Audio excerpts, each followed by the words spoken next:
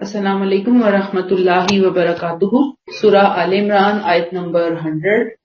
نحمدہ ونصلی علی رسولہ الکریم، اما بعد فاعوذ باللہ من الشیطان الرجیم، بسم اللہ الرحمن الرحیم۔ رب اشرح لی صدری ویسر لی امری واحلل عقدۃ من لسانی یفقہوا قولی ربی زدنی علما۔ یا ایھا الذین آمنوا ان تطیعوا فریقا من الذین اوتوا الکتاب یردوکم بعد ایمانکم کافرین۔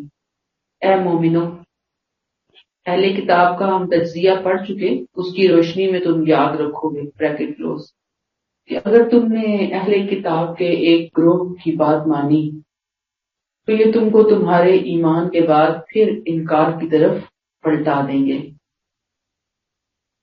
میں آپ کو بتا چکی کل کے لیکچر میں کہ کچھ حصہ جو ہے وہ اہل کتاب سے خطاب سے متعلق ہے سورہ آل عمران کا، ان پہ حجت تمام کی جا رہی ہے، آخری درجے تک پیغام ان کو پہنچایا جا رہا ہے۔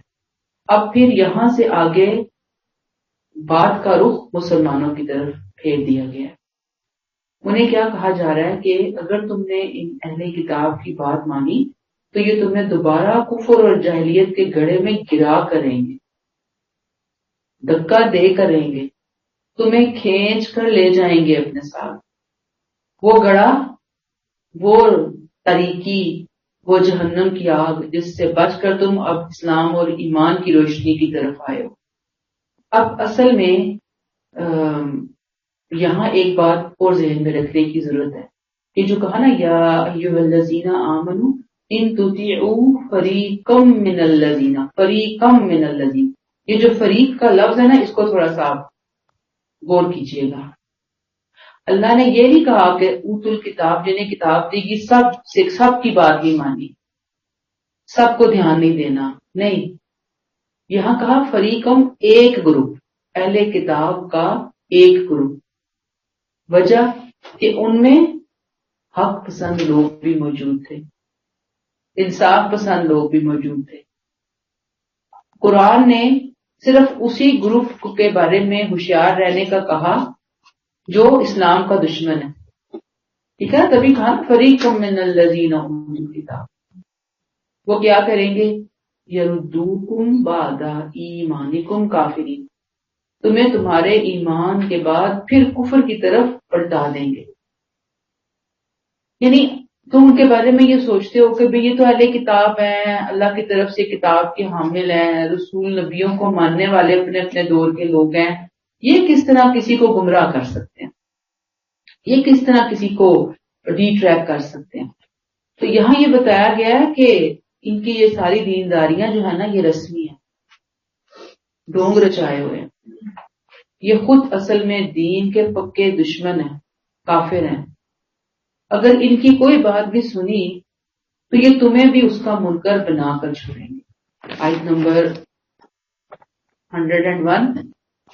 وَكَيْفَ تَكْفُرُونَ وَأَنْتُمْ تُتْلَى عَلَيْكُمْ آیات اللہ وَفِيكُمْ رَسُولُهُ، بدن بریکٹ اس پر متنبع رہو اور غور کرو گے، بریکٹ کلوز، تمہارا کفر میں پڑنا اب کس طرح جائز ہے جبکہ تمہیں اللہ کی آیات سنائی جا رہی ہیں، تمہارے درمیان اس کا رسول موجود ہے، بدن بریکٹ، لہذا اللہ کی رسی کو مضبوطی سے پکڑے رہو، بریکٹ کلوز، اور یاد رکھو اب جو بھی اللہ کا دامن مضبوطی سے پکڑے گا تو سمجھ لو کہ اس نے سیدھی راہ کو پا لیا۔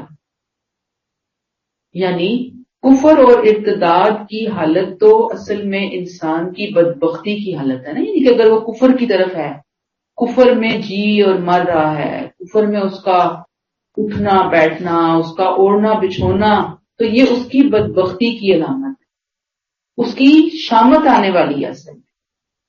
لیکن آج تم نے اگر یہ راہ اختیار کی جبکہ اللہ کی آیات تمہیں سنائی جا رہی ہیں اور اللہ کا رسول تمہارے اندر موجود ہے، تو یہ محرومی ایسی ہے کہ جیسے کوئی بالکل دن سورج نکلا ہوا ہو اور وہ ایسے ٹھوکریں کھاتا ہے پھرے جیسے کہ بالکل اندھیرا ہوتا ہے نا، لوڈ شیڈنگ ہوتی ہے تو کچھ سمجھ نہیں آ رہا ہوتا. بندہ اگر اٹھ کے جائے کوئی ماچس ڈھونڈنے، کوئی لائٹ ڈھونڈنے، کوئی موبائل پکڑنے تو بعض دفعہ ٹھوکریں لگ جاتی ہیں اس کو. اس وقت کی ٹھوکریں اگر لگ بھی گئی تو کوئی نہیں، پھر اندھیرا تھا لگ گئی. اب تو اندھیرا ہے ہی نہیں، اب تو روشنی ہے. حضور کی زندگی کی صورت میں، ان کی ذات کی صورت میں اور قرآن کی صورت میں روشنی ہی روشنی ہے جیسے سورج کی روشنی.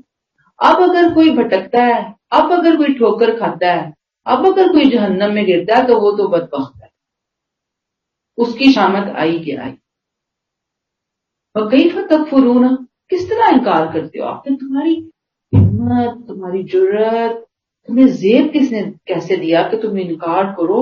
وَأَنْتُمْ تُتْلَىٰ عَلَيْكُمْ آیات اللہ، تم پر اللہ کی آیات سنائی جا رہی ہیں، پڑھ پڑھ کر بتائی جا رہی ہیں. وَفِيكُمْ رَسُولُهُ، اور اللہ کا رسول تمہارے درمیان موجود ہے. تمہارے پاس تو اللہ کے حضور کوئی عذر پیش کرنے کا بہانہ ہی نہیں رہا نا. ہر چیز بالکل کلیئر کٹ ثبوت دلائل کے ساتھ سورج کی روشنی کی طرح تم پر بالکل واضح کر دی گئی ہے. فرمایا وَمَن يَعْتَصِم بِاللَّهِ فَقَدْ هُدِیَ إِلَىٰ صِرَاطٍ مُسْتَقِیمٍ، اب جو بھی اللہ کا دامن مضبوطی سے پکڑے گا تو سمجھ لو کہ اس نے سیدھی راہ کو پا لیا. اللہ کو مضبوطی سے پکڑو. اللہ کو مضبوطی سے پکڑو سے مراد اللہ کی کتاب کو مضبوطی سے پکڑ لو، کیونکہ اللہ کو تو ہم پکڑ نہیں سکتے نا اس دنیا میں، لیکن اس کی کتاب تو موجود ہے، اس کا کلام موجود ہے. اور ہمیں آپ صلی اللہ علیہ وسلم نے ڈیٹیل بتا بھی دی ہے. قرآن کی ایک جو آیت ہم پیچھے پڑھ کے آئے وَاعْتَصِمُوا بِحَبْلِ اللَّهِ جَمِيعًا، اللہ کی رسی کو مضبوطی سے پکڑو. یہ رسی سے مراد قرآن ہے. تو یہاں پہ وہی صیغہ استعمال ہوا یَعْتَصِم بِاللَّهِ، اللہ کو پکڑے گا. اللہ کو پکڑے گا، قرآن کو پکڑے گا. گویا ہر طرح کے حالات، نرم حالات، گرم حالات، مشکل حالات، آسان حالات، ہر حال میں کتاب سے جڑ کے رہنا، اس کو نہیں چھوڑنا، اللہ کے حکموں کو نہیں چھوڑنا، اس کی ہدایات کو نہیں چھوڑنا، حق کو نہیں چھوڑنا. کتاب کو سینے سے لگا لینا، کتاب کو گلے سے لگا لینا، کتاب کو آنکھوں کا سرما سر کا تاج بنا لینا. ایسے اس کتاب کے ساتھ تعلق ہونا چاہیے، کیونکہ اللہ نے کہہ دیا نا وَمَن يَعْتَصِم بِاللَّهِ، جس نے پکڑ لیا نا فَقَدْ هُدِیَ إِلَىٰ صِرَاطٍ مُسْتَقِیمٍ. تو اب کیا ہوا؟ سمجھ لو کہ اس نے کیا پا لیا؟ صراط مستقیم پا لیا، اسے دے دیا گیا، اسے سمجھ آ گیا، اس نے پا لیا، ہدایت مل گئی اس کو. اب ظاہری بات ہے کہ اللہ کی آیات موجود ہے ہمارے اندر، قرآن موجود ہے. نبی کریم صلی اللہ علیہ وسلم کی جگہ ان کی سنت وہ تاریخی ریکارڈ حدیث کی شکل میں ہمارے سامنے موجود ہے. بس اب ہم نے ان کو پکڑ لینا. جیسے نبی کے دور میں ان لوگوں کو کہا جا رہا ہے کہ یہ دو چیزیں موجود ہیں، اس کے ہوتے ہوئے کیسے ٹھوکر کھا سکتے ہو؟ اگر کوئی ٹھوکر کھائے گا اپنا نقصان خود کرے گا. میرے اور آپ کے لیے ہے کہ میرے اور آپ کے پاس بھی کوئی اور عذر بہانہ جسٹیفیکیشن نہیں ہے کسی بھی غلط سائٹ پر جان بوجھ کر جانے کے حوالے سے کہ ہمیں تو پتہ نہیں، ہمارے سے تو ہو گیا. کیوں ہو گیا بھائی؟ کیوں نہیں پتا تھا؟ کیوں نہیں کتاب کھول کے پڑھا؟ کیوں نہیں اس کو سمجھا؟ کیوں نہیں اس کے اندر غور و فکر کیا؟ تو بہرحال اگر ہمیں چاہیے صراط مستقیم، جس کے لیے ہم ہر نماز میں بار بار سورہ فاتحہ پڑھ کے اہدنا الصراط المستقیم، الہی اہدنا الصراط المستقیم، سیدھا راستہ دے دے، سیدھا راستہ دے دے. اللہ بتاتے ہیں سیدھا راستہ چاہیے تو وَمَن يَعْتَصِم بِاللَّهِ یہ کرنا پڑے گا، تب جا کے سیدھا راستہ ملے گا. آج آپ ذرا سا رک کر سوچئے کہ ہم مسلمان سوسائٹی میں، ہم پاکستانیوں کے اندر قرآن کی سمجھ، قرآن کے غور و فکر کے حوالے سے کتنا شعور موجود ہے، کتنی فکر موجود ہے ہمارے. ہم تو خود دوڑ دوڑ کے بھاگ بھاگ کے بس جو پکڑ رہے ہوتے ہیں. اللہ ہمیں عقل اور سمجھ عطا فرمائے.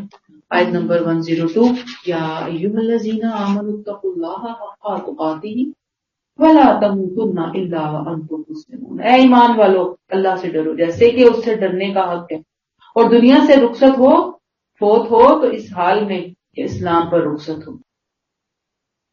اے لوگوں جو ایمان لائے، اتقوا اللہ، اس شعور کے ساتھ زندگی گزارو کہ کہیں میرا رب مجھ سے ناراض نہ ہو جائے. پورے شعور کے ساتھ آنکھیں کھول کے زندگی گزارو. رب راضی کن باتوں سے ہوتا ہے اور رب ناراض کن باتوں سے ہوتا ہے، یہ ہے اتقوا اللہ. اور یہ جب تک ومن یعتصم باللہ نہیں ہوگا نا، اتقوا اللہ بھی نہیں آئے گا صحیح میں. ہم بے شک اپنے منہ سے میاں مٹھو بنتے رہے، اپنی پرہیزگاری کا اپنی دینداری کا ڈھنڈورا پیٹتے رہے، اگر ہمیں یہ چیزیں سمجھ نہیں آئی ہوئی نا کہ اتقوا اللہ قرآن کسے کہہ رہا ہے، اتقوا اللہ نبی نے اتقوا اللہ کی کیا پریکٹیکل ڈیمونسٹریشن کر کے دکھائی، ہمیں نہیں پتہ چلے ہم پیچھے ہی رہیں گے. اللہ فرماتے ہیں حق تقاتہ، جیسے کہ اس سے ڈرنے کا حق ہے، جیسے کہ اس کو ڈرنے کا حق ہے، یعنی جیسے اس کی استطاعت ہے. حق تقاتہ فاتقوا اللہ مستطعتم، جتنی استطاعت ہے اتنا اللہ سے کا تقوی اختیار کرو. حق تقاتہ جیسے اسے ڈرنے کا حق ہے. بندے پر کس کس کے حقوق عائد ہوتے ہیں؟ اللہ کے اور اللہ کے بندوں کے.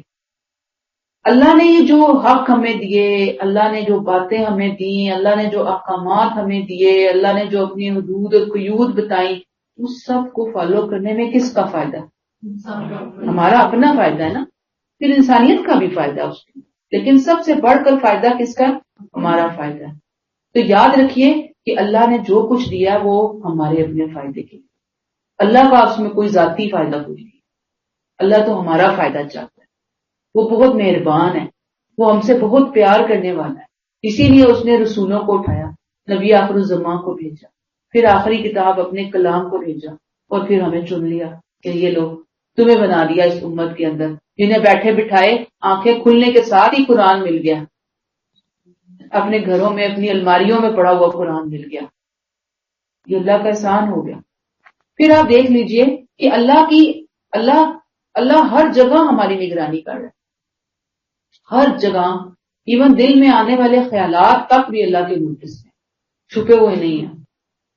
پھر اگر خدا نہ کرے اللہ پکڑے کسی بندے کو تو اللہ کی پکڑ سے بچانے والا کوئی رسول نبی نہیں تو بعد میں تو کوئی اور ہے ہی، کہ پیچھے تو کوئی اور ہے ہی نہیں.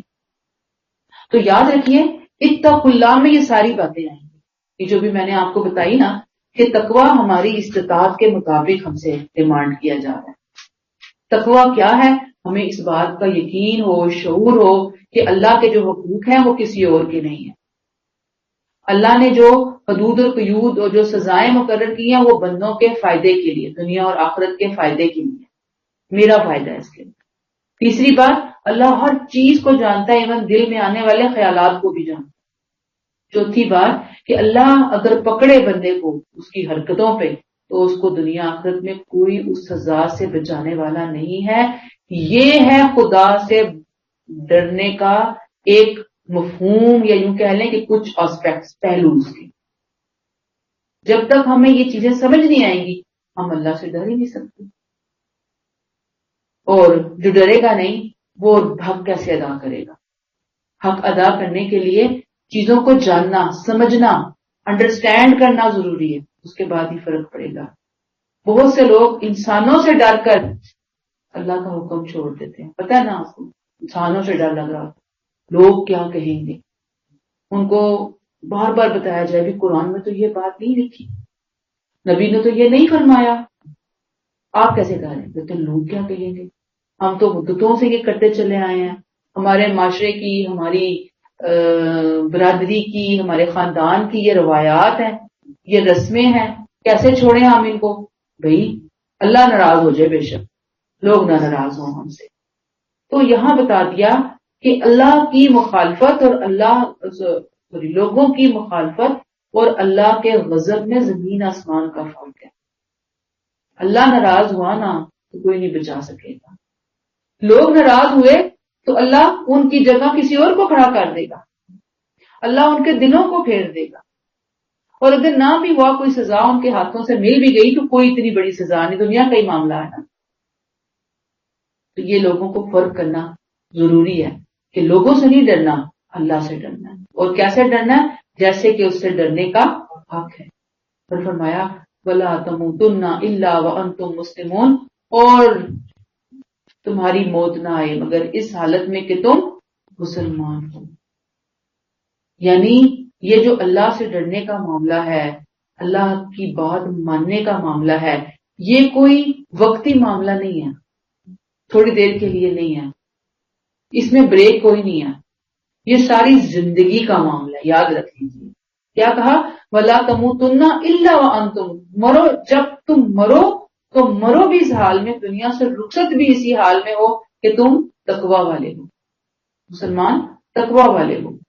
شعور سے لے کر زندگی کی آخری سانس تک یہ جدوجہد جاری رہے گی. آیت 102 میں ہم بالکل آیت کا آخری ٹکڑا دیکھ رہے تھے کہ تمہیں موت نہ آئے مگر اس حالت میں کہ تم مسلمان ہو. گویا جب شعور آ گیا کہ اللہ سے ڈرنا ہے, کیسے ڈرنا ہے, کیسے اس کی بات ماننی ہے, زندگی کی آخری سانس تک ماننی ہے, تو یہ سلسلہ چل پڑا, رکے گا نہیں. اگر خدا نہ خواستہ کہیں رک گیا مرنے سے پہلے, یاد رکھیے ساری محنت ضائع. روکنا نہیں ہے, اطاعت ہے, تقویٰ ہے, زندگی کے ہر پل, ہر سانس, ہر لمحے, ہر ایونٹ, ہر دن, ہر رات میں ہے, کہیں پہ بھی بریک نہیں آنی. پھر آپ دیکھیے کہ یہ جو زندگی ہے صراط مستقیم ہے, یہ اسٹیٹ نہیں ہے, اس میں بڑی آزمائشیں ہیں, بڑے اتار چڑھاؤ ہیں, بڑے دن اور رات کے سفر ہیں, شیطان کی بہت زیادہ شیطانی ہے, وسوسہ انگیزیاں ہیں, لوگوں کے فتنے ہیں, لوگوں کے معاملات ہیں.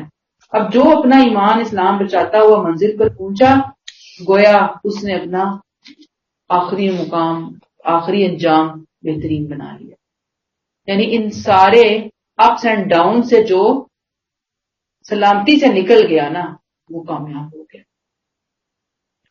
وہی ہے جس نے اللہ کا ڈر اختیار کیا, جیسے کہ اللہ سے ڈرنے کا حق تھا. یہی ہے وہ انسان جس نے کیا کر لیا, یا قسم باللہ کر لیا, اللہ کو پکڑ لیا. کب تک پکڑنا اللہ کو بتائیں ذرا, زندگی کے آخری سانس تک. تو آخری سانس تک اگر چلنا ہے تو پھر ہمیں کچھ چیزوں کو اپنی زندگی میں بالکل 100% لے کر آنے کے فیصلے کرنے ہوں کہ دنیا ادھر ہو یا دنیا ادھر ہو, یہ چیزیں ایسی ہیں کہ میں نے زندگی سے نکالنی نہیں ہے. اگر میں نے نکالنی تو میں گئی یہاں سے, میں آؤٹ ہو گئی, شیطان مجھے بھٹکا کے لے جائے گا. اور اس میں سب سے بڑا کہ قرآن کی محفلوں سے, قرآن سے اپنے تعلق کو مضبوط سے مضبوط بنائے. بس اس کے علاوہ ہمارے پاس کوئی اور دوسرا آپشن ہی نہیں. آیت نمبر 103, وَاعْتَصِمُوا بِحَبْلِ اللَّهِ جَمِيعًا وَلَا تَفَرَّقُوا, سب مل کر اللہ کی رسی کو مضبوطی سے پکڑ لو اور تفرقے میں نہ پڑو. اللہ کی اس نعمت کو یاد کرو جو اس نے تم پر کی. تم ایک دوسرے کے دشمن تھے تو اللہ نے تمہارے دل جوڑ دیے اور اس کے فضل سے تم بھائی بھائی بن گئے. اور یاد رکھو تم آگ کے ایک گڑھے کے بالکل کنارے پر کھڑے تھے, لیکن اللہ نے تم کو اس آگ سے بچا لیا.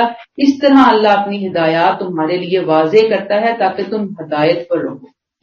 وَاعْتَصِمُوا بِحَبْلِ اللَّهِ, ابھی میں نے ذکر کیا تھا اس طرح جی اللہ کی رسی کو مضبوطی سے تھام.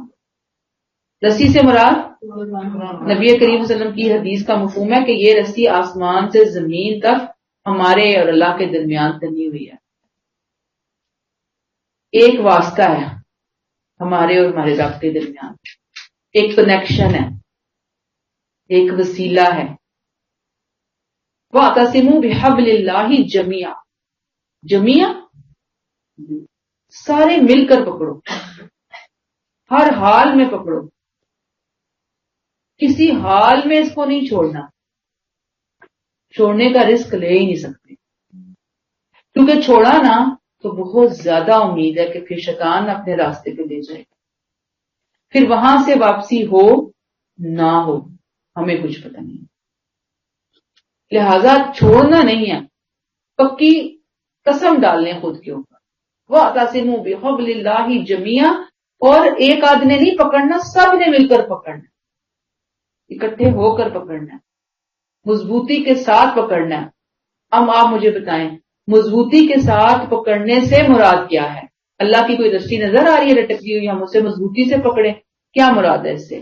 اللہ کے قرآن پہ چلنا، اللہ کی ماننا، قرآن کے ساتھ جڑنا، قرآن کے ساتھ اپنے تعلق کو انتہائی مضبوط بنا لینا، کہ جیسے کوئی چیز بندے کے ساتھ چپک گئی ہے اور ہم اس کے ساتھ چپک گئے، ایسے چپکا لینا قرآن کو اپنے ساتھ، اس کو سمجھنا، غور و فکر، اس پہ عمل، اور پھر اس کے پیغامات دوسروں تک بھی پہنچانا. یہ ہے وَاعْتَصِمُوا بِحَبْلِ اللَّهِ. اور جميعا کے اندر ہے سب آؤ، مل کر آؤ، اکیلے نہ آؤ. جیسے ہم لوگ خود پڑھ رہے ہوتے ہیں، سیکھ رہے ہوتے ہیں، عمل کر بچوں کو نہیں بتا رہے ہوتے، اپنے ارد گرد بہن بھائیوں کو، ملنے جلنے والوں کو نہیں بتا رہے ہوتے، اور بس سمجھتے ہیں کہ ایک نے کر لیا تو ساروں کا حق ادا ہو گیا. اللہ کہتے جميعا، اکٹھے ہو کر چلو، اکٹھے ہو کر آؤ. فیملیز ہیں، خاندان ہے تو اکٹھے ہو کر آؤ، معاشرہ ہے تو اکٹھے ہو کر آؤ. اور ساتھ ہی کہہ دیا دوسری اہم بات اس کے ساتھ ہی ریلیٹڈ، وَلَا تَفَرَّقُوا، فرقہ بازی نہ کرو، فرقہ بندی میں نہ آؤ. گویا اللہ یہ چاہتے ہیں کہ لوگ ایک جماعت بن جائیں، ایک گروپ بن جائیں، اکٹھے ہو جائیں، مل جائیں قرآن کے پلیٹ فارم پر، قرآن کو پلیٹ فارم بنا لیں، اپنا نصیحت حاصل کریں، عمل کریں، تدبر کریں، غور و فکر کریں، پھر اس کے ساتھ اپنے معاملات کا فیصلہ قرآن کی روشنی میں کریں. اس کے مقابلے میں کسی اور چیز کو بالکل اہمیت نہ دیں، یہ اللہ تعالیٰ چاہ رہی. لیکن اس کے ساتھ کرنا کیا ہے؟ وَلَا تَفَرَّقُوا، فرقہ بازی نہیں ہے. قرآن نے فرقہ بندی سے منع کیا ہے، فرقے بنانے سے منع کیا، فرقہ باز کہلوانے سے منع کیا. میرا فرقہ یہ، میرا مسلک یہ، میری جماعت یہ. تمہارا فرقہ کیا ہے؟ تم کون سے مسلک کو مانتے ہو؟ آپ دیکھیں کہ ہم مسلمان جب آپس میں ملتے ہیں تو ہمیں زیادہ سے زیادہ انٹرسٹ یہ ہوتا ہے کہ یہ کس مسلک کو ماننے والا مسلمان کیا ہے. اللہ نے کہا وَلَا تَفَرَّقُوا، ہم کہتے ہیں تمہارا مسلک مقام کیا ہے. یاد رکھیے اللہ نے ہمیں مسالک میں نہیں بانٹا. ہمارا مسلک، ہمارا فرقہ، ہماری جماعت، ہمارا گروہ وہی ہے جو نبی کریم صلی اللہ علیہ وسلم، جو قرآن ہے، جو اللہ تعالیٰ ہے، جو دین اسلام ہے. ہم تو دین اسلام کو ماننے والے، ہم مسلمان ہیں. ہم سب کے لاہ کے نہیں لگاتے اپنے نام کے ساتھ، وہابی مسلمان، بریلوی مسلمان، سنی مسلمان، شیعہ مسلمان، دیوبندی مسلمان، حنفی مسلمان، جو بھی نام ہم نے رکھے ہوئے ہیں ہمیں نہیں بتائی یہ باتیں. اگر کوئی کرتا ہے تو وہ تفرقہ بازی کرنا، نکلنے کی ضرورت ہے اس کے حوالے سے. لیکن یہاں پہ ایک بات رک کر ہم سوچیں گے کہ اللہ نے تفرقے سے منع کیا، اللہ نے اختلاف رائے سے منع نہیں لگا دیجیے. آپ میری بات سن رہی ہیں، آپ میری رائے سے مطمئن نہ ہوں، آپ کر سکتی ہیں، آپ کہہ سکتی ہیں کہ سوری باجی یہ بات آپ نے کہی ہے ٹھیک ہے، باقی باتیں آپ کی صحیح ہیں، لیکن اس بات سے تو میں نہیں ایگری کرتی. تو اس میں آپ باجی جان کا بھی کام یہ ہے کہ وہ ہائپر ہو کے چیخنا چلانا اور فتوے بازی کرنا نہ شروع کر دیں، اور اگلے بندے کا بھی کام ہے کہ ٹھیک ہے باجی جان کو چھوڑ کے نہ ٹوٹ پڑیں کہ جی باجی جان تو ہماری مانتی نہیں ہے، وہ سنتی نہیں ہے، وہ تو اپنے طریقے سے چلا رہی ہیں سارے معاملات. پھر ٹھیک ہے کچھ جگہوں کے اگر اختلاف ہے تو اختلاف ہے، وہ اختلاف ایک ہیلدی اختلاف ہونا چاہیے کہ جس کے نتیجے میں ہم دوسرے کو یا کوئی سمجھا سکیں یا خود سمجھ سکیں. اور نہیں تو ہم دیکھیں گے یہ معاملہ ایسا ہے کہ جس میں تو صحابہ کرام کی بھی اتنی ڈیبیٹس نہیں ہیں، تو اگر وہاں پہ بھی مسئلہ نہیں سلجھا یا اس کو ایسے ہی رہنے دیا گیا ہے، یعنی کہ ضرورت اگر ہوتی تو وہ اس کو ایک پیٹرن پہ رکھ دیا جاتا. جب وہاں سے ایک چیز کے بارے میں آپ کو 2 4 آرا 3 آرا مل رہی ہیں تو پھر ہم کون ہوتے ہیں سب کو ایک رائے کے اوپر متفق کر کے اس کو چلانے والے ڈنڈے کے زور کے اوپر؟ ہمیں اجازت نہیں ہے اس چیز کی. اچھا تو فرقہ ہوتا کیا ہے؟ اس کا مطلب ہے پھوٹ پڑنا، ٹکڑے ٹکڑے ہو جانا. اپنے ٹکڑے کو لے کر علیحدہ ہو جانا، کچھ حصے کو لے لینا، کچھ حصے کو کاٹ دینا، یا امت مسلمہ سے اپنے آپ کو کاٹ دینا، یا اس کا ایک معنی اور بھی ہو سکتا ہے کہ جو صحیح اسلامک گورنمنٹ، میں نے کیا لفظ بولا ہے؟ صحیح اسلامک گورنمنٹ، جو کہ اب تو کوئی پوری دنیا میں کہیں نظر نہیں آتی، اس سے اس طرح بغاوت کا رویہ اختیار کرنا۔ لیکن بہرحال کوئی بھی اسلامک گورنمنٹ ہو، جہاں پہ بھی ہوگی، اسلامی ہے نان اسلامی ہے، ہم بغاوت نہیں کر سکتے۔ یا تو ہمیں اعلان کرنا پڑے گا، ان سے علیحدگی اختیار کرنی پڑے گی، وہاں سے نکلنا پڑے گا، پھر جا کے جو مرضی باہر کریں، اس ملک میں رہتے ہوئے ہمیں بغاوت کا حق نہیں کسی بھی گورنمنٹ کے حوالے سے۔ ہاں، ہم اپنی رائے لوگوں کو بتائیں گی، رائے عامہ ہم بات کریں گے، ہم بتائیں گے، ہم لکھیں گے، ہم بولیں گے، ہم سمجھائیں گے، لیکن بغاوت نہیں کریں گے، بغاوت کی اجازت نہیں یہاں۔ تو مراد یہاں پر یہ ہے کہ جو ٹکڑا دین کا، کوئی ٹکڑا اگر کوئی الگ کر لیتا ہے، یا کوئی گروہ دین کو ٹکڑے ٹکڑے کر کے اس میں سے کچھ حصہ لے لیتا ہے، یا کچھ حصوں پر زیادہ زور کرنا شروع کر دیتا ہے، تو وہ امت سے دور ہونا شروع ہوتا ہے آہستہ آہستہ، اور پھر آہستہ آہستہ وہ اپنے آپ کو دوسروں سے بہتر چیز سمجھنا شروع کر دیتا ہے، اور پھر اس سے آگے بڑھ کر گروہ بندی آتی ہے، اس سے آگے بڑھ کر عدم برداشت آتی ہے، اس سے آگے بڑھ کر عدم رواداری کا رویہ، ہم دوسرے کو دیکھیں گے ہی، دوسرے کی رائے کو سنیں گے، دوسرے کو برداشت کریں گے ہی، پھر یہیں سے عدم اعتماد، یہیں سے بغاوت، ایک سے ایک چیز نکلتی چلی جاتی۔ تفرقہ بازی کوئی چھوٹی چیز نہیں، یہ سمجھ لیں یہ کینسر کی طرح ایک انتہا درجے کی مہلک ترین بیماری ہے جو انسان کو بہا کر لے جاتی ہے اپنے ساتھ۔ فرقہ بندی ایک رویہ ہے جس کی شروعات تب ہوتی ہے جب کوئی گروہ یہ کہتا ہے کہ جو بات دین میں نے سمجھی ہے، اصل تو میں نے ہی اب سمجھی آ کر، اس سے پہلے تو کسی نے اس کو سمجھا ہی نہیں، یا میرے ٹیچر نے صحیح سمجھا، یا میرے گروپ نے صحیح سمجھا، یا میں نے صحیح سمجھا، اور جو میں نے سمجھا ہے وہ بالکل ایگزیکٹ ایکوریٹ سمجھا ہے، اس میں تو غلطی ہو ہی نہیں سکتی، میں، میرے ٹیچر، میرا فرقہ غلط ہو ہی نہیں سکتا۔ اور دوسرے جتنے بھی لوگوں نے دین کو سمجھا، جنہوں نے اس انداز میں نہیں سمجھا جیسے میں نے سمجھا ہے، وہ سارے کے سارے غلط ہیں، اور وہ صحیح ہو ہی نہیں سکتے۔ بس جب آپ نے یہ سوچ اختیار کر لی نا اپنی کسی بھی چیز کے بارے میں، تو انسان گیا، اس کی موت واقعہ ہو گئی۔ اور پھر صرف انسان یہی نہیں رہتا، آپ مسلمانوں کو دیکھیں، ہماری مسجدیں الگ ہوئی ہیں، آپ اکثر گلی محلوں میں جائیں تو آپ کو ایک ایک گلی میں دو دو مسجدیں ملیں گی، ایک ایک علاقے میں تین تین مسجدیں ملیں گی، یہ فلاں گروپ کی مسجد، یہ فلاں گروپ کی مسجد، یہ فلاں گروپ کی مسجد۔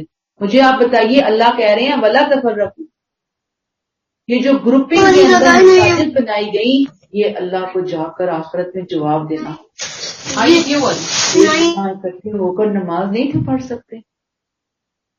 آمین اونچی آواز سے کہنے والے، اور آمین دل میں کہنے والے، اور ہاتھ کو اوپر اٹھانے والے اور ایک ہاتھ کو کھول کر پڑھنے والے، کیا ایک دوسرے کو برداشت کرنے کے لیے تیار نہیں تھے؟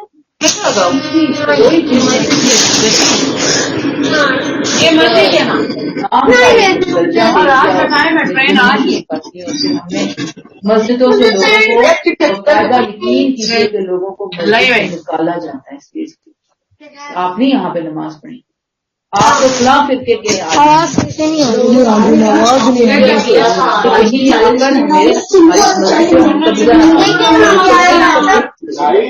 تو وہ گروپ بنے ہوئے ہیں،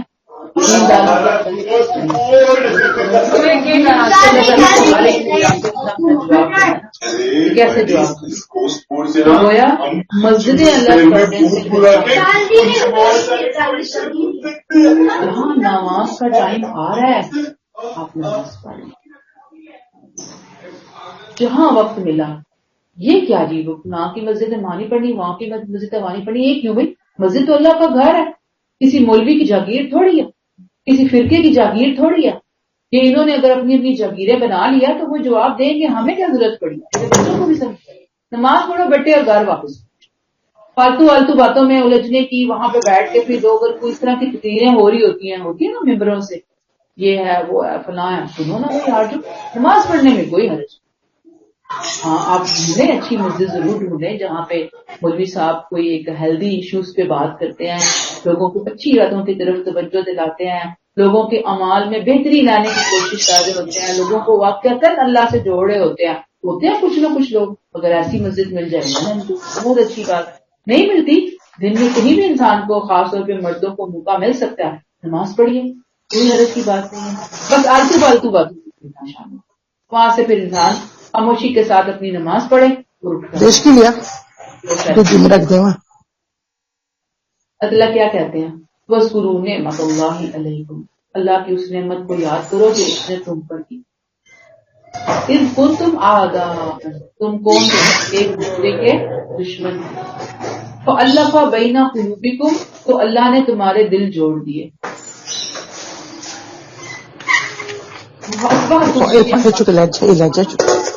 تم اس کے فضل سے بھائی بھائی بن گئے، یعنی اللہ نے تو تمہیں تفرقہ بازی سے نکالا۔ اس سے پہلے تو تم ایک جھنڈے کے آڑی تھے، اکٹھے نہیں ہوتے تھے، ایک خاندان دوسرے خاندان کے ساتھ نہیں اکٹھا ہوتا تھا، ایک قبیلہ دوسرے قبیلے کے ساتھ نہیں آتا تھا، ہر ایک نے اپنی اپنی 1.5 اینٹ کی مسجد الگ الگ بنائی ہوتی تھی، اسی پہ ہی فخر جتاتے تھے، اسی پہ ہی لڑتے مرتے تھے۔ اللہ کہتے ہیں یاد کرو کہ تم تو آپس میں انتہا درجے کے برے معاملات تھے، آپس میں لڑ لڑ کر پاگل ہوئے۔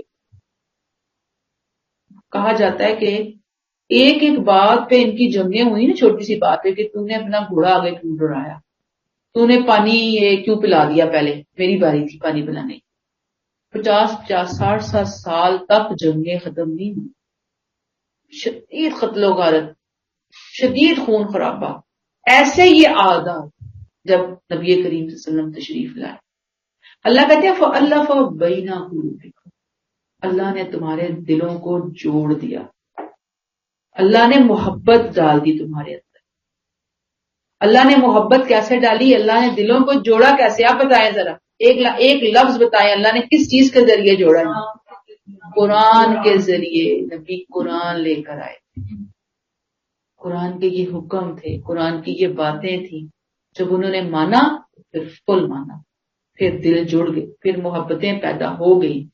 فَأَصْبَحْتُمْ بِنِعْمَتِهِ إِخْوَانًا، اور اس کے فضل سے تم بھائی بھائی بن گئے۔ اللہ نے مزید اسی بات کو اور کھولا، توجہ دلائی۔ وَكُنْتُمْ عَلَى شَفَا حُفْرَةٍ مِّنَ النَّارِ، تم آگ کے ایک گڑھے کے بالکل کنارے پر کھڑے ہوئے تھے۔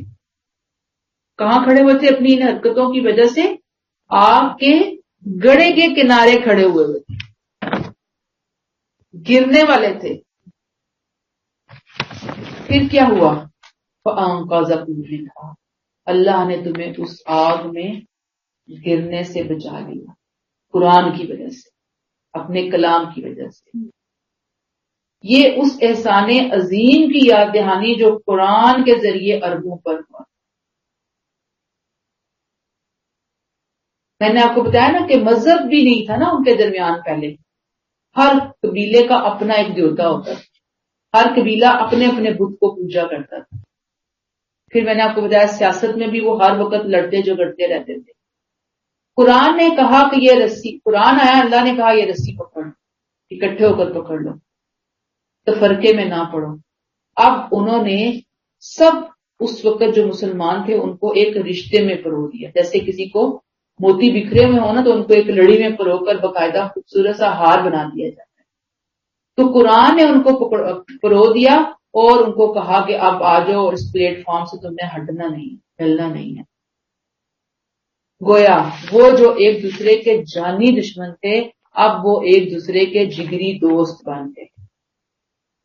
کایا پلٹ گئی ان کی، ان تفرقہ بازی کی بیس پر جنگ و جدال کرنے والوں کی، اور دنوں میں کایا پلٹی آپ سے۔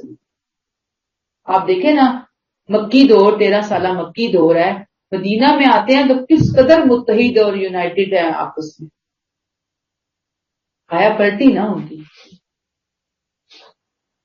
اللہ تعالیٰ فرماتے ہیں تم تو آگ کے گڑھے کے کنارے کھڑے ہوئے بالکل گرنے والے، بچایا تمہیں ہم نے، نبی صلی اللہ علیہ وسلم آئے، ریسکیو کیا انہوں نے آ کر تمہیں. کذالک یبین اللہ لکم آیاتہ لعلکم تہتدون، اللہ تمہارے لیے اپنی ہدایات، اپنی آیات واضح کرتا ہے تاکہ تم سیدھے راستے پر ہو. یہ بار بار کیوں یاد دہانی کرائی جا رہی ہے کہ اللہ کھول کھول کر بیان کر رہا ہے اپنی باتوں کو، اپنے حکموں کو، اپنی نشانیوں کو، تاکہ تم سیدھے راستے سے ہٹنے نہ پاؤ، سیدھے راستے پر رہو. یہاں اس لیے بتایا گیا کہ اس دین کے معاملے میں معمولی سی غلطی بھی بہت بڑے فساد کا ذریعہ بن سکتی ہے، بہت بڑے نقصان کا ذریعہ بن سکتی ہے. اگر تم قرآن کو نہیں چھوڑو گے تو تمہاری آپس میں وحدت پارا پارا ہو جائے گی، تم بٹ جاؤ گے، تم تقسیم ہو جاؤ گے، تمہارے اندر سے محبتیں ختم ہو جائیں گی، جاہلیت کی حالت کی طرف واپس لوٹ جاؤ گے. لہذا کتاب کو مضبوطی سے پکڑ لو. استغفر اللہ. آج میں اور آپ، ہم جس معاشرے میں ہیں وہ اسی جاہلیت کے پرانے معاشرے کی تصویر کشی کرتا ہے کہ جس میں ہم نے فرقہ بازی کی الگ الگ مسجدیں بنا کر، دیواریں تعمیر کر کے اپنے اپنے قلعے بنا لیے. ہم کسی کو دیکھنے، سننے، برداشت کرنے کے لیے تیار نہیں. تو اگر فرقے کی بنیاد پہ ہمارا دین چل رہا ہے نا تو استغفر اللہ، قرآن سے تو ہمارا کوئی دور دور کا تعلق واسطہ نہیں. اور اللہ تعالیٰ ہمیں ہدایت عطا فرمائے. ہمیں خود بھی بچنا ہے، سمجھیں کہ جیسے انہیں کہا گیا نا تم آگ کے گڑھے کے کنارے کھڑے ہوئے ہو، تو ہماری مسلمان امت، پاکستانی قوم بھی ایسے ہی کھڑی ہوئی ہے جو مسلمان آگ کے گڑھے کے کنارے. اب ان کو بچانا ہے، ریسکیو کرنا ہے، خود کو بچانا ہے، ان کو بچانا ہے. کیسے بچیں گے؟ ایک ہی طریقہ ہے، قرآن سے خود بھی جڑ جائیں، قرآن سے لوگوں کو بھی جوڑنے کی کوشش کریں، پلاننگ کریں. آیت نمبر 104. وَلْتَكُن مِّنكُمْ أُمَّةٌ يَدْعُونَ إِلَى الْخَيْرِ وَيَأْمُرُونَ بِالْمَعْرُوفِ وَيَنْهَوْنَ عَنِ الْمُنكَرِ. اور چاہیے کہ تمہارے اندر سے کچھ لوگ مقرر ہوں جو نیکی کی دعوت دیں، بھلائی کی تلقین کریں اور برائی سے روکتے رہیں. within bracket. اور اگر تم یہ اہتمام کرو گے اور یاد رکھو کہ جو یہ کریں گے within bracket bracket close اولئک هم المفلحون، تو یہی لوگ ہیں جو فلاح پانے والے ہیں. کیا بات یہاں پہ بتائی جا رہی ہے دین کے حوالے سے؟ وَلْتَكُن مِّنكُمْ أُمَّةٌ يَدْعُونَ، تم میں سے ایک گروپ، ایک جماعت، ایک گروہ کا یہ پرماننٹ بیسس پہ کام ہے کہ وہ کیا کرے، یدعون الی الخیر ویأمرون بالمعروف وینہون عن المنکر، یہ کام کرے. وہ پہلے مسلمانوں کو کہا واعتصموا بحبل اللہ جمیعا، اکٹھے ہو جاؤ. اب یہاں کیا کہا کہ ایک جو مسلمانوں کی اصل میں تو گورنمنٹ کا کام ہے، یہ جو اسلامک گورنمنٹ ہے وہ اپنے اندر اس چیز کا اہتمام کرے کہ ایک پورا ڈپارٹمنٹ ہو کہ جو یدعون الی الخیر یامرون بالمعروف وینہون عن المنکر کرے. یہ ذمہ داری ہے. اور یہ کرو گے، یہ جب کام ہوں گے اس کا نتیجہ کیا نکلے گا؟ وَأُولَئِکَ هُمُ الْمُفْلِحُونَ، یہی لوگ ہیں جو فلاح پائیں گے، کامیاب ہوں گے. یہی لوگ سے مراد جو یہ کام کریں گے اور جو ان سے یہ کام کروائیں گے، ان کو اپوائنٹ کریں گے، ان کو موقع فراہم کریں گے، وہ سب کامیاب ہونے والے ہیں. اب یہاں پہ کیا بتایا جا رہا ہے کہ ایک تو دیکھیں آگے بھی ہم ابھی کچھ آیات کے بعد ایک آیت اس طرح کی اور پڑھیں گے. ہم مضمون تقریباً ایک ہی ہے ملتا ہے. یہیں پہ آپ سمجھ لیجئے کہ امر بالمعروف کیا ہے؟ نیکیوں کا معروف. معروف وہ چیزیں ہوتی ہیں، وہ نیکیاں ہوتی ہیں جو پوری دنیا میں تمام انسانیت میں مشترکہ ہوتی ہیں، اچھائیاں ہوتی ہیں. سچ بولنا ہے، دھوکہ نہیں دینا، وعدہ پورا کرنا، جھوٹ نہ بولنا، سچائی، قتل نہ کرنا، فریب نہ کرنا، رشوت، میں سچائیاں ہیں نا، یہ پوری دنیا ان کو جانتی ہے معروف کے طور پر. اور برائیاں کیا ہیں؟ ان کے اپوزٹ. ٹھیک ہے. اب اللہ تعالیٰ یہاں پہ یہ چاہ رہے ہیں کہ دو طرح سے یہ برائیاں ختم کی جائیں گی. دو لیولز ہیں ان برائیوں کو ختم کرنے کے لیے. ایک انفرادی لیول ہوگا، ہم میں سے ہر بندہ اپنے اپنے گھر کے اندر اپنے ارد گرد اپنے جو ماحول ہے اس کے حوالے سے کانشیس ہو کر زندگی گزارے گا، جس کے بارے میں ہم سورہ والعصر میں پڑھتے ہیں وَتَوَاصَوْا بِالْحَقِّ وَتَوَاصَوْا بِالصَّبْرِ، ایک دوسرے کو حق کی اور صبر کی تلقین و نصیحت کرتے ہیں. ایک دوسرے کو بتائیں گے، کہیں گے کہ نہیں یہ بات تو ایسے نہیں ہے، میرے خیال میں ایسے نہیں ہمیں کرنا چاہیے، یہ غلط بات ہے، یہ اللہ تعالیٰ کو میرے خیال میں ناراض کرنے والی بات ہے. دیکھو ہم نے تو ایسے پڑھا ہے نا، یعنی پیار محبت سے ایک دوسرے کو گفتگو کرنا آپس میں، اس میں کوئی درس نہیں دینا، اس میں کوئی عالم فاضل ہونا نہیں ہے، ٹھیک ہے. اور ہم الحمدللہ جو سمجھتے ہیں قرآن کو وہ کرتے ہی ہیں کچھ نہ کچھ، دوسرے لوگ بھی کر رہے ہوتے ہیں کچھ نہ کچھ یہ کام، لیکن قرآن کی روشنی میں ہم نے کرنا ہے وَتَوَاصَوْا بِالْحَقِّ وَتَوَاصَوْا بِالصَّبْرِ. پھر اس کے ساتھ ساتھ ایک گھروں کے اندر ہم دیکھیں پیرنٹس ہیں بڑے ہیں تو وہ اپنے بچوں کو بتائیں گے سمجھائیں گے. پھر اگر کوئی ہیڈ ہے تو وہ اپنے ادارے کے اندر دیکھے گا، رسپانسبل ہوگا. ایسے چل رہا ہوگا نا سلسلہ، ایک سلسلہ چل رہا ہوگا، کچھ نہ کچھ کہیں نہ کہیں پہ یہ کام ہو رہا ہوگا کہ ہم بتا رہے ہیں لوگ، ہم لاپرواہ ہو کر نہیں بیٹھے ہوئے. وہ ہے نا قُوا أَنفُسَكُمْ وَأَهْلِيكُمْ نَارًا مِنَ النَّارِ، کہ اپنے آپ کو اور اپنے گھر والوں کو جہنم کی آگ سے بچاؤ. ہمیں وہ کام کرنا کہ ہمیں خود بھی نہیں جانا جہنم کے گڑھے میں گرنے کے لیے، اپنے بچوں کو اپنے ارد گرد کے ماحول کو بھی جو ہم کر سکتے ہیں اپنی استطاعت کی حد تک، کوئی پمفلٹ دے دیا، کوئی جیسے بک میں نے آپ کو توجہ دلائی وہ دلا دی، کسی کو درس کے اوپر لے آئے، کسی کو درس کی طرف متوجہ کر دیا کہ یہ دیکھیں یہ درس ہے، پھر تھوڑا اسے ان ٹچ رہ لیا، مطلب مختلف کام کرنے، جو اپنا جتنا حصہ ڈالے گا اس کے لیے اتنا ہی اجر ہے. یہ تو ہو گیا پرسنل لیول پر کرنے والی کاموں کا سلسلہ جو ہم میں سے ہر ایک نے کرنا ہی کرنا ہے، اس سے فرار ممکن ہی نہیں ہے. دوسرا کام ہے خاص شعبے، ڈپارٹمنٹ. جیسے آپ دیکھیں ڈاکٹرز کا ایک شعبہ ہوتا ہے، بزنس مین کا ایک گروپ ہوتا ہے، سائنٹسٹ ہوتے ہیں معاشرے کے لیے، ٹیچرز ہوتے ہیں معاشرے کے لیے، یہ مختلف ڈپارٹمنٹس میں لوگ بٹے ہوئے ہیں نا. ایسے ہی امر بالمعروف نہی عن المنکر کے بھی ڈپارٹمنٹس ہیں.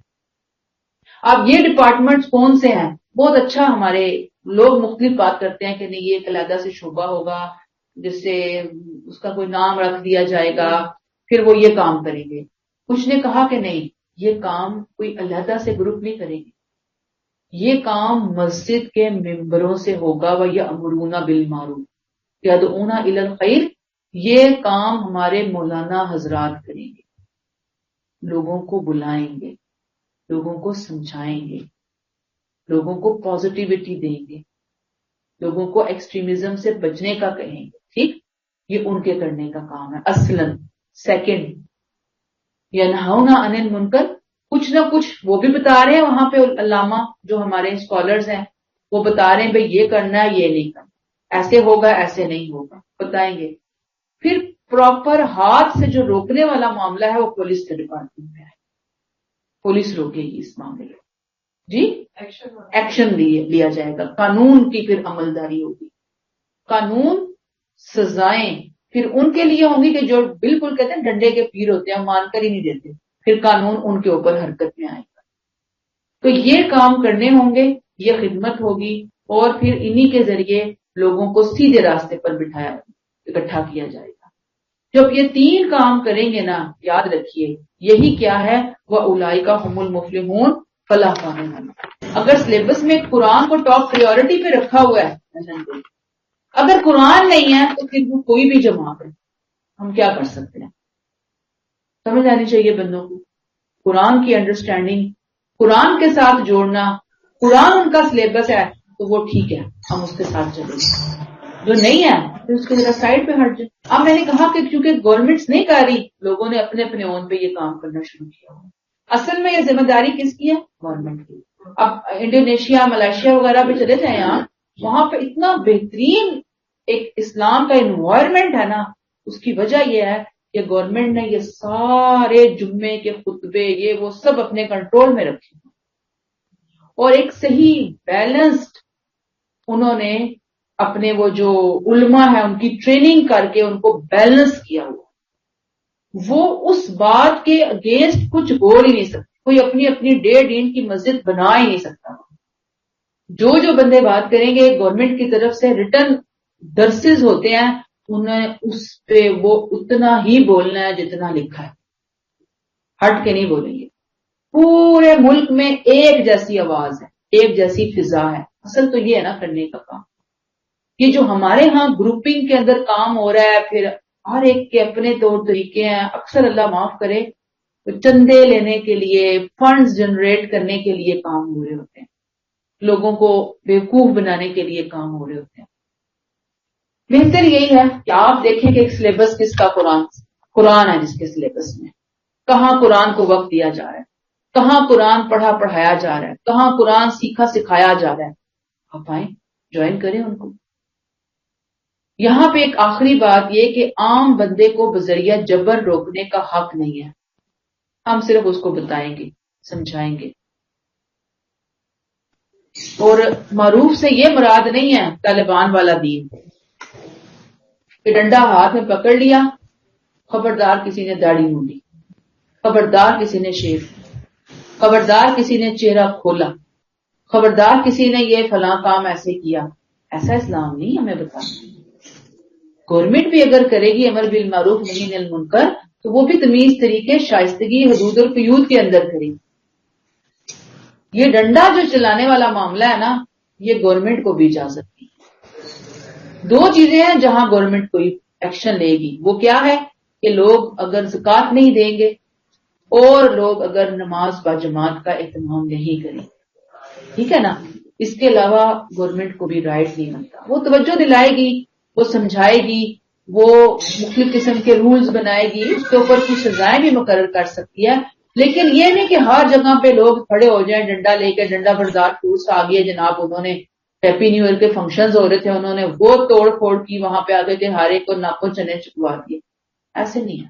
ہمیں یہ دیکھنا ہے کہ اب ہمارے تاجر مالوں میں ملاوٹ کرنا چھوڑ دیں, سمگلنگ چھوڑیں, رشوتیں چھوڑیں, جعلی دوائیاں تیار کرنا چھوڑیں, جعلی کام غلط چھوڑیں, ناپ تول میں کمی ختم ہو, امانتوں میں خیانت ختم ہو, جھوٹ کا چلن ختم ہو, سچائی کو برداشت کیا جائے.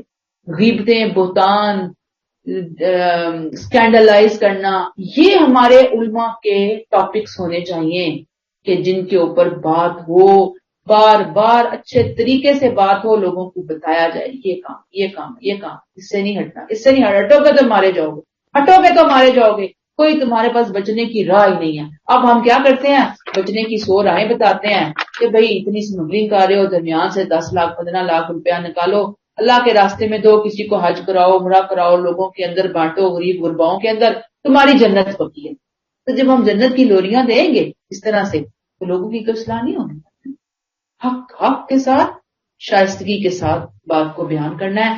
جب یہ کام کرے گی امت, وہی فلاح پائے. یہاں پہ روک لیتے ہیں.